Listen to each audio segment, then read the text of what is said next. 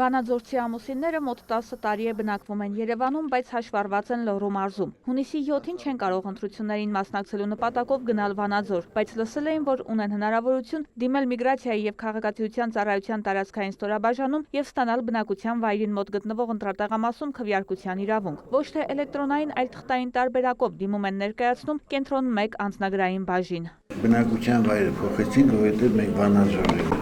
գրանցված, հնարավոր չի գնալ կարել։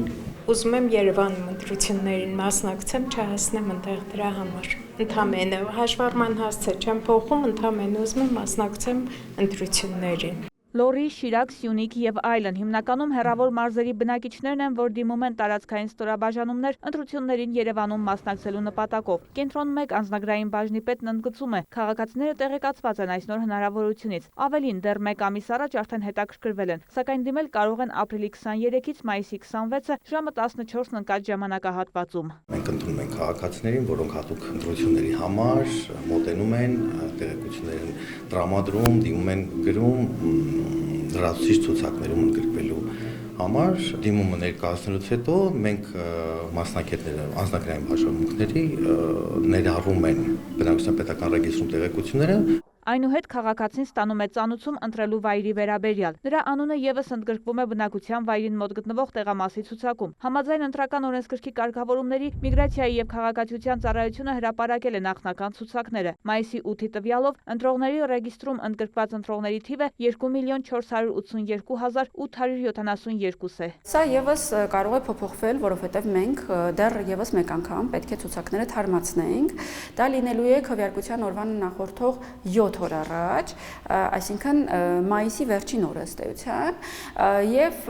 ելի բավականին պատկերը փոխված է լինելու։ Պատկերը տարբեր էր նաեւ 2021 թվականի խորհրդարանի ընտրության համեմատ, մոտ 100,000-ով պակաս, որը սակայն ոչ թե բնակչության թվի նվազման, այլ հաշվարկի մեթոդաբանության փոփոխության արդյունք է։ Հիմա մենք հաշվում ենք նրանց, ովքեր ունեն վավեր անձահաստատող փաստաթուղթ, այսինքն նույնականացման քարտ կամ անձնագիր, եթե ես որպես Հայաստանի Հանրապետության քաղաքացի ում 18 տարին լրացած է, բայց չունեն վավեր փաստաթուղթ եւ արդեն մի տարի է կամ 3 տարի է կամ 10 տարի է չունեն վավեր փաստաթուղթ, այսինքն ավելի երկար քան 6 ամիս, ես հաշվարկված չեմ այդ թվի մեջ, սակայն դրանից իմ ընտրելու իրավունքը չի չեզոքանում։ Այս դեպքում քաղաքացին պետք է կամ անձնագիրը թարմացնի կամ դիմի եւ քվեարկությանը մասնակցի լրացուցիչ ցուցակներով։ Ծառայության պետը չի բացառում, որ մինչեւ ընտրություններ բազմաթիվ քաղաքացիներ կդիմեն եւ հունիսի 7-ին կունենան վավեր փաստաթուղթ։ Ամեն դեպքում նրանք քվեարկելու հնարավորությունից զրկված չեն։ Նման հնարավորություն ունեն նաեւ նրանք, որոնց 18 տարին նոր է լրացել եւ չեն ընդգրկվել ցուցակներում։ Ընտրելու իրավունք ունեն անգամ երկրից երկարաժամկետ բացակայած քաղաքացիները։ Սանկցիա չկա այն քաղաքացիների նկատմամբ, որոնք փաստացի չեն բնակվում Հայաստանում։ Հետևաբար նաեւ բացակայում է տեղեկությունը, թե բնակչության պետական ռեգիստրում գրանցվածների որ մասն է մշտապես բնակվում երկրում։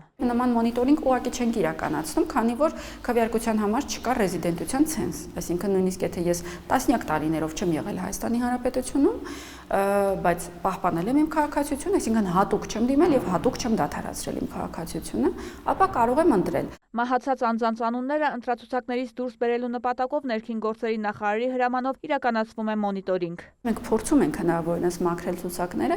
այդուհանդերձ եթե անձը մահացել է Հայաստանի Հանրապետության սահմաններից դուրս, առավել եւս եթե հուղարկավորվել է Հայաստանի Հանրապետության սահմաններից դուրս, ուղղակիորեն մեր պետությունը որևէ լծակ չունի այդ մասին ինֆորմացիա ստանալու։ Ունենք հասցեներ, որ նույն հասցեում 100-ից ավել հաշվառում ունենք։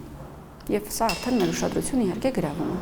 Խոսքը արդեն նույն հասցեում տասնյակ անձանց կուտակումների մասին է, որը եւս խոչընդոտում է փաստացի բնակչության թվի մասին պատկերացում կազմել։ Երբ որ այդպես ենք ձևակերպում, որ այստեղ շատ ընտրողներ կան, միանգամից տպավորություն է, որ